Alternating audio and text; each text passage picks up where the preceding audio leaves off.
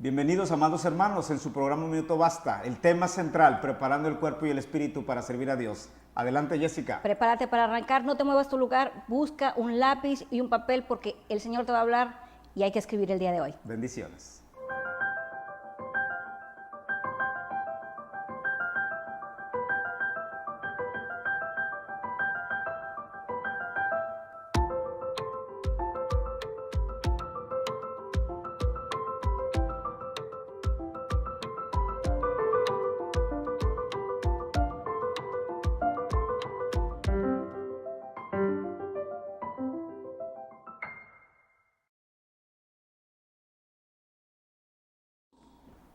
Amado hermano, bienvenido a su programa Un Minuto Basta. El objetivo central es proporcionarnos mutuamente las herramientas bíblicas necesarias para trabajar en esos momentos de crisis.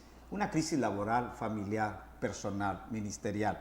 Todo a través de la palabra de Dios, una palabra viva y eficaz que es capaz de transformar nuestra vida y la vida de los que están a nuestro alrededor.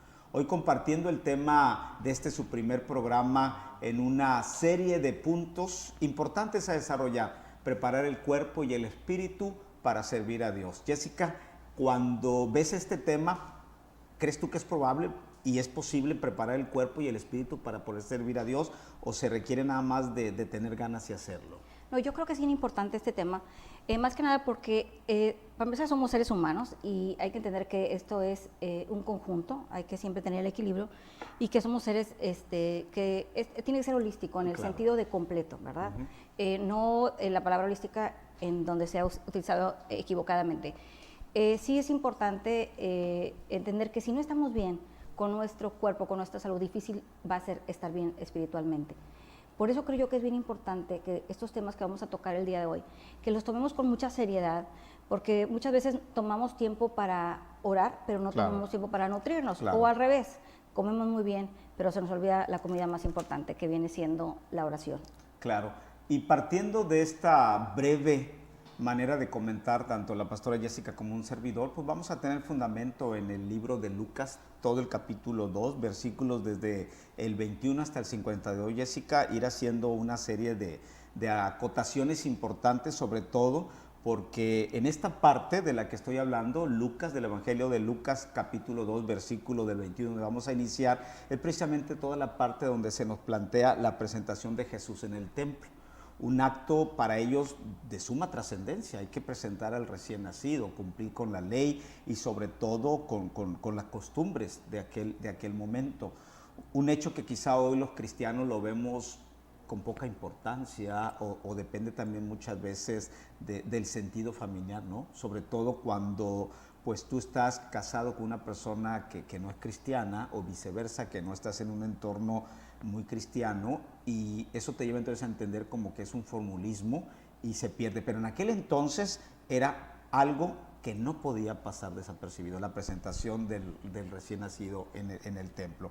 Así que desde esta perspectiva es para mí muy importante, amado hermano, llevarle a usted al Evangelio de Lucas, capítulo 2, versículos del 21 al 22. Cumplidos los 8 días para circuncidar al niño, Jesús, le pusieron por nombre Jesús, el cual le había sido ya dado a conocer por el ángel a María, su madre, recuerdas tú, antes de que fuese concebido, en la visitación que este ángel le hace a María. Y cuando se cumplieron los días de la purificación de ellos, conforme a la ley de Moisés, pues le trajeron a Jerusalén para presentarle al Señor. Entonces, dos aspectos importantes, los días que estaban para la circuncisión y los días de la purificación de ellos también. No olvidemos que el alumbramiento ponía en un estado de impureza a la mujer y tenía que pasar todo un proceso para poder estar ya dignos y poder presentarse. Entonces estamos hablando de una limpieza corporal, estamos hablando de un cumplimiento ante la ley, lo que habla de alguna manera de purificación. Entonces importantes actos, ¿no? Quizá hoy en día, leía yo, Jessica, que hoy la honra y la purificación de muchos de nosotros ha dejado de importar. Sí, desgraciadamente todo se ha hecho como existe una palabra like que todavía no la entiendo, en el sentido porque se utiliza a lo mejor muy, para muchas cosas. Claro. Yo creo que ya no se le está dando la importancia y la seriedad. Ahora, no hablo de religiosidad. Claro, eso sí, eso queda aclarado. Eso si alguien es yo no creo en la religiosidad, yo creo que la religión divide al hombre del hombre y definitivamente al hombre de Dios. Entonces, Claro.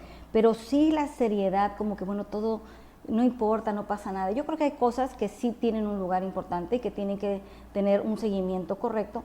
Y claro que más que nada, hablando de lo que estamos hablando de aquellos tiempos, hay cosas que no se deben de perder, y ese es el respeto y la formalidad en muchas situaciones. Claro, hemos sido claros. Aquí la importancia desde la introducción y la presentación del tema es preparando el cuerpo y el espíritu para servir a Dios. En aquel momento era la ley de Moisés. Hoy, después de Jesús, tenemos que Él no vino a abrogar la ley, vino a hacer que se cumpliera, y a la vez, a través de su resurrección, pues ponernos a todos nosotros en esa función de coherederos del reino de Dios conjuntamente con Él.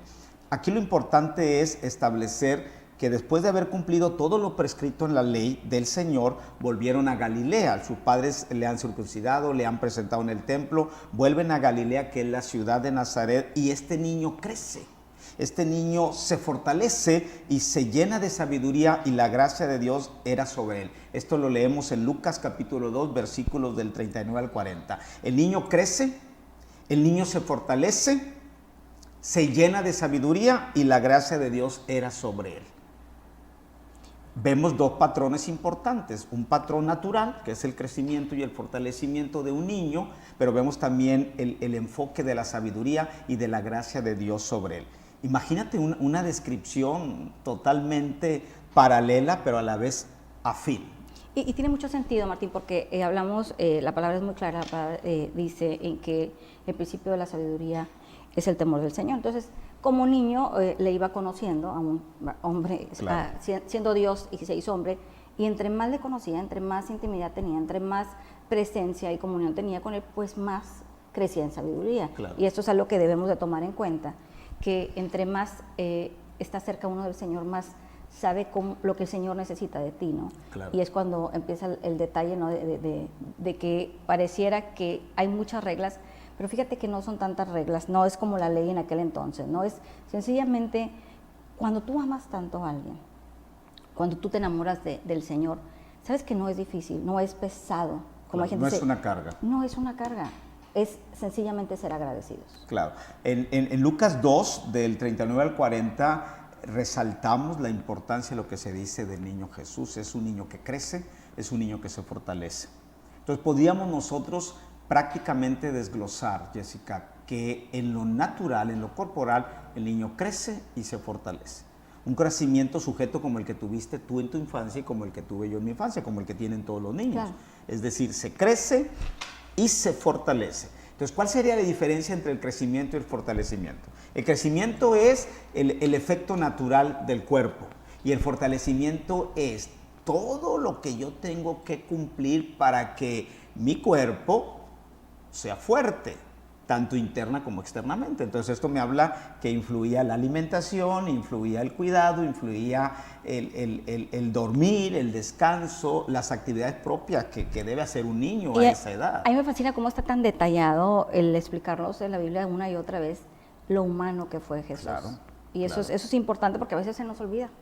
Se nos olvida que fue humano, se nos olvida que sufrió, se nos olvida que tiene sentimientos, que todo eso se nos olvida. Y digo, tiene sentimientos porque sabemos que es un Jesús. Y ahora, el vivo. enemigo no duerme, porque hoy en día los héroes o los personajes de los cómics, de los hechos heroicos que nuestros niños están viendo, les presentan a un ser no humano con tantos poderes que inclusive las revistas y las películas están detalladas, donde por más que le pasen cosas que no se soportan en lo corporal, este ser no muere, este ser es fuerte, este ser se levanta, le puede caer un edificio y no le pasa nada. Así Entonces, ante esta aventura, como que el enemigo ha metido tanta información, no es culparle a él, es decir, como de mil formas, todo parece ser que hoy en día, entre la fantasía, nuestros hijos están viendo personajes con tanto poder que no son humanos, y aunque son humanos, tienen una actitud totalmente diferente ante el común de la gente. Y bueno, estamos hablando que mucha gente no se da cuenta de lo que está viendo. Claro. El hijo. Eso es triste. Tampoco podemos, digo que sería, para al menos mi sueño, cristianizar el mundo, ¿verdad? Pero sí hay que ser sabios, hay que ser sensatos en lo que están viendo nuestros hijos pequeños y aún, sobre todo los adolescentes, aunque pareciera que ahora no podemos con ellos, yo creo que tenemos que retomar esa autoridad y claro, como los tiempos en que aquí, mientras que tú vivas en esta casa, aquí las cosas se van a hacer Claro, de esta manera. hay reglas. Y todos los aspectos en la natural estamos hablando, crece y se fortalece. Si nos vamos nosotros dentro de esta misma escritura, hay los dos aspectos que hablan de ese crecimiento espiritual. Él se llena de sabiduría y tiene la gracia de Dios sobre él. Ahí ya es lo que le hace diferente al común de los niños. Pero esto no indica que los niños no puedan tener este favor. Todos los niños pueden crecer en sabiduría y estar llenos de la gracia de Dios, ¿de acuerdo? Pero estamos ahorita partiendo del principio de lo importante que es, pues, crecer en lo natural o corporal y en lo espiritual para servir a Dios.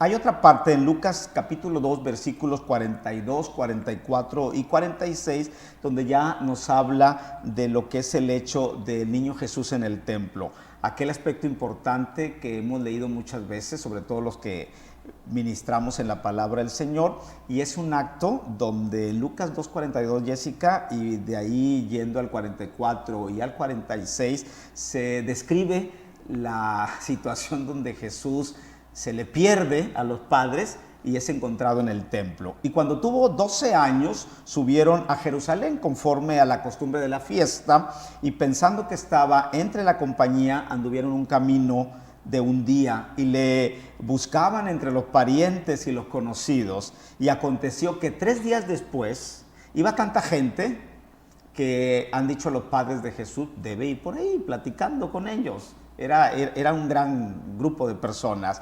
Y no le encuentran, se regresan y después de 3 días le hallaron en el templo sentado en medio de los doctores de la ley, oyéndole y preguntándole. Él con ellos y ellos con ese niño o preadolescente de 12 años en un coloquio de temas de las Sagradas Escrituras. Imagínate, 12 años. ¿Qué te habla eso en lo corporal para nosotros? ¿No es la edad complicada? ¿Tú recuerdas a tus 2 hijos a los 12 años?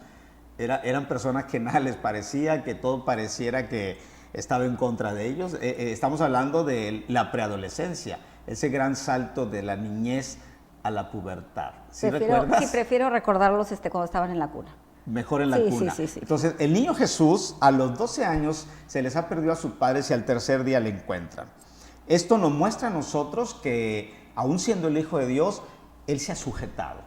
Él se ha sujetado a sus padres. Claro que dirás tú, bueno, se ha perdido. Sí, se ha perdido, pero hay un objetivo importante. Le han encontrado en el templo, en una conversación con los doctores de la ley. Imagínate, ya habíamos dicho antes, este niño crecía en sabiduría y la gracia de Dios era sobre él.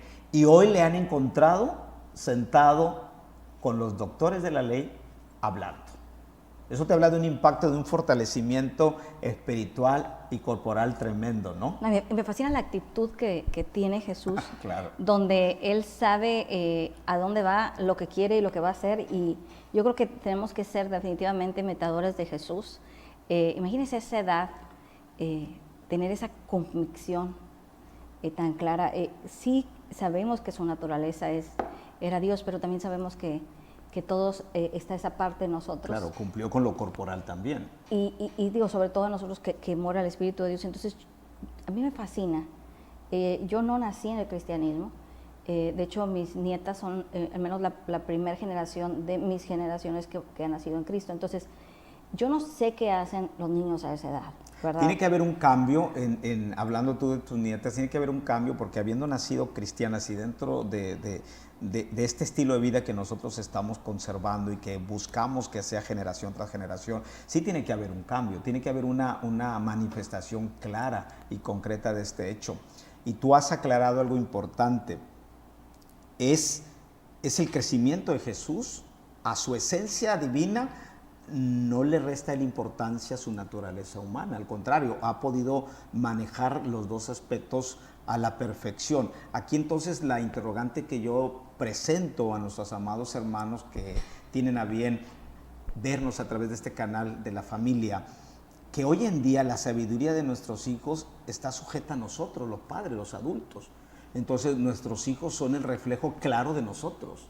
¿Sabes tú que los hijos hablan en la escuela? Nuestros hijos se mueven en el cine o en la fiesta donde están, y de ellos emana lo que está en casa aprendiéndose. Entonces, hoy la sabiduría y la enseñanza y el temor de nuestros hijos hacia Dios y hacia el cumplimiento de la voluntad de Dios depende de nosotros más que de una cita bíblica, depende de nosotros más que de la propia iglesia. Entonces ahí, si algo está pasando con nuestros hijos en la escuela, tendemos a culpar a la escuela. Si está pasando algo en la plaza donde están, tendemos a hablar del gobierno. Si están en X lugar, tendemos a justificar a nuestros hijos de que los demás son los responsables, cuando en verdad los responsables somos nosotros, los padres.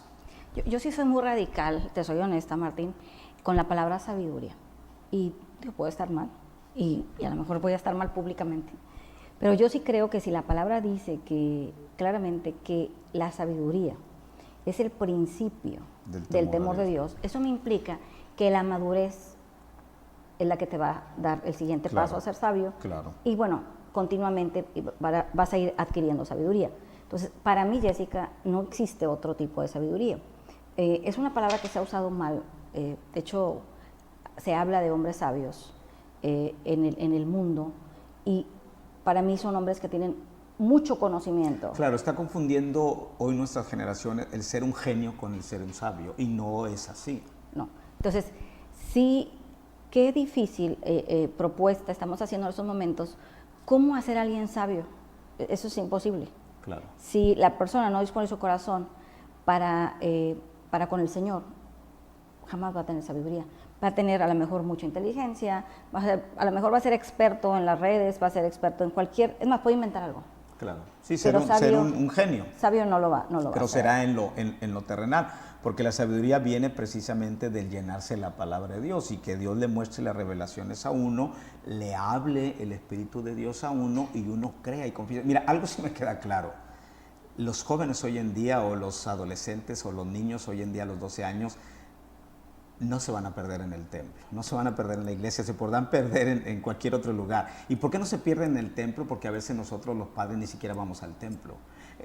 Imagínate, usamos un domingo, bueno, pues mejor nos quedamos a ver fútbol en lugar de la iglesia, después vamos el otro domingo, o hay familias que por estar molestos con el pastor o con un hermano ya no van. Entonces, hoy nuestros adolescentes no se van a perder en el templo. Pero qué penoso que se pierdan en las drogas, que se pierdan con malas compañías. Mira, yo estoy harto de la culpabilidad que se le da a los maestros y a las escuelas, de todos los pleitos y a veces groserías y leperadas que nuestros jóvenes se dicen en el Face. ¿Y sabes cómo termina la historia?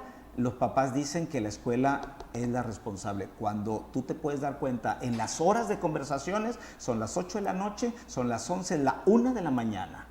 Entonces, hoy nuestros jóvenes se pierden en el Face, hoy nuestros jóvenes se pierden dentro de nuestra propia casa.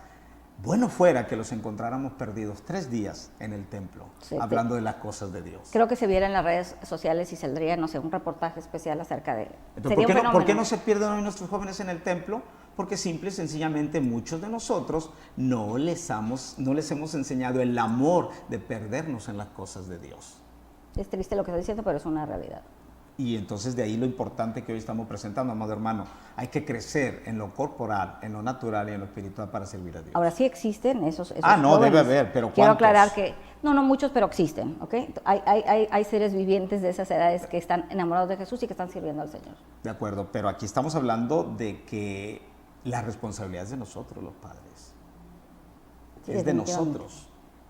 Imagínate que no encuentres a tu hijo porque él quiere alabar a Dios, y que lo encuentres en el templo y que te diga el pastor, tiene 3 días. No deja de alabar. Digo, saldrían las noticias. Sería algo ilógico, ¿no?, dentro de esto. Pero aquí lo importante en ese desarrollo, Jessica, espiritual, fíjate bien cuando los padres le dicen a Jesús, ¿dónde estabas? Versículo 49 de Lucas 2. Entonces él les dijo, ¿por qué me buscáis? ¿No sabíais que en los negocios de mi Padre me es necesario estar? Es decir, la fusión de tener ese crecimiento, de tener ese fortalecimiento, de crecer en sabiduría y de que la gracia de Dios esté sobre ti, te lleva a entender que la razón de esta vida es estar inmiscuido en los negocios de nuestro Padre Dios. ¿Y cuál es el negocio de nuestro Padre Dios? Evangelizar, perdonar, pero sobre todo llevar la palabra a toda criatura. Entonces, imagínate la respuesta de Jesús ante la situación de preocupación de los padres. Él dice, yo debo estar en los negocios de mi Padre. La respuesta, versículo 51, pues ha descendido con ellos. Jesús se va con ellos, es el Hijo, ellos son los padres. Se va con ellos, vuelve a Nazaret, versículo 51, y estaba sujeto a ellos.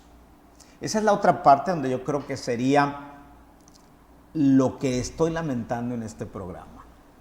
Si un hijo no está sujeto a sus padres, vamos a olvidarnos ya de la ejemplificación que he dado de que nuestros jóvenes se pierden en el templo. Vamos a olvidarnos de eso. Vamos a dejarlo como que es un caso exclusivo para Jesús y punto. Pero en el versículo 51 de Lucas 2 nos queda claro que Jesús desciende con ellos. Ya no siguió en los negocios de su padre, él está consciente, tengo que regresar con mis padres, ¿verdad? Se va con ellos, vuelve a Nazaret, pero se sujeta a ellos. Y creo yo que mucho de lo que hoy vivimos en nuestras propias casas está en que nuestros hijos no se sujetan a nosotros. Pero el que un hijo se sujete a un padre, a una madre, no depende de ellos. ¿De quién depende la sujeción de un hijo a las órdenes, a las indicaciones, a la disciplina de un hogar? Definitivamente, Martínez, es al papá, pero mira, viene el papá o la mamá cansada del trabajo, fastidiado, y desgraciadamente está todo tan aprisa y tenemos necesidades que no existen, porque nos hemos generado necesidades que no existen, que a veces el padre lo que quiere es quitarse al hijo de encima. Estoy de acuerdo. No es que no lo ame, es que viene cansado.